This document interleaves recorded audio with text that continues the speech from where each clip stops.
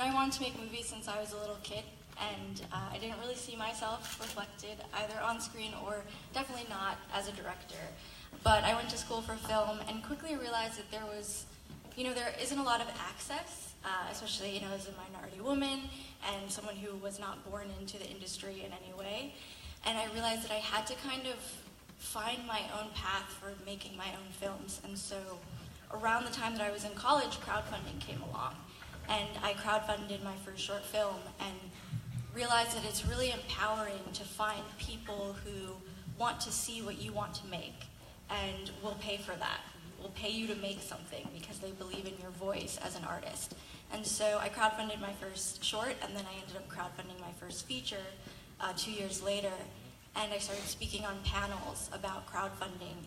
And then Seed and Spark came along, which is a platform exclusively for film, and we're all about building an audience and funding your projects through that audience and then distributing directly to that audience and retaining all the rights to your work so that you have creative control and that there are no middlemen taking your profits or sort of keeping you away from learning your numbers.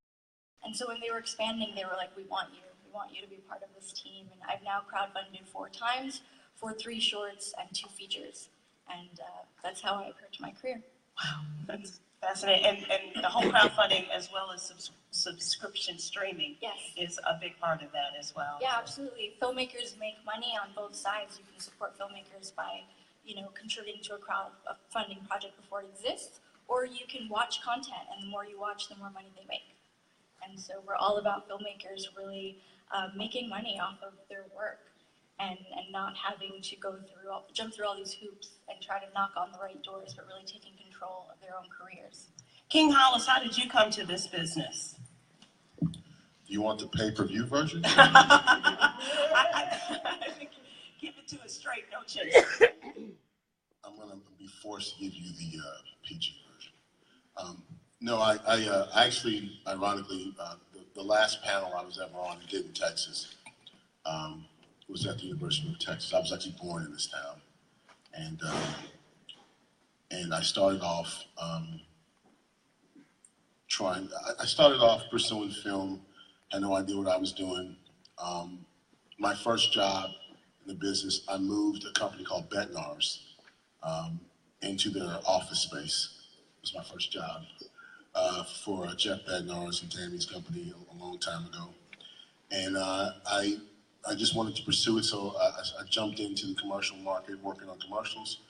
And I was also doing independent work, independent short films.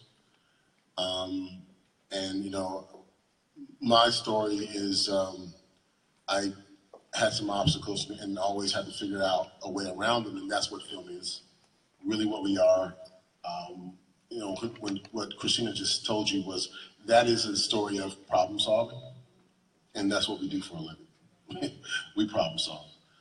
So, Dallas is somewhat of a secondary market, although it's a large agency market. There's a lot of big agencies here. Independent work we consider secondary because, of course, there's LA and New York. New York being more broadcast, LA being more film. Of course, that changed. LA is now heavily in broadcast. But I was looking for ways as not only to tell my stories, but I was looking for a way to make a living.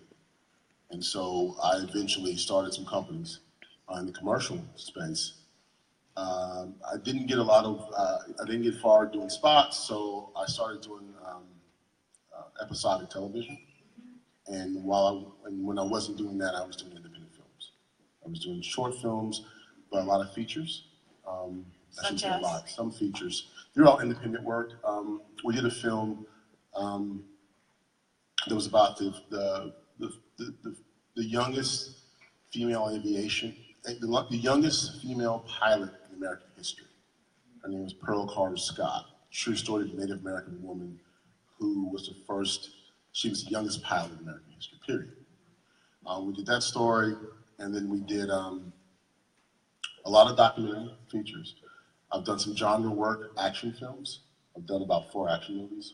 These are all low-budget action films. I mean, you know the stars, you know some of the people in them, but they're not. It ain't Tom Cruise. And I did a lot of episodic TV. We started innovation where we took corporate messaging, and we created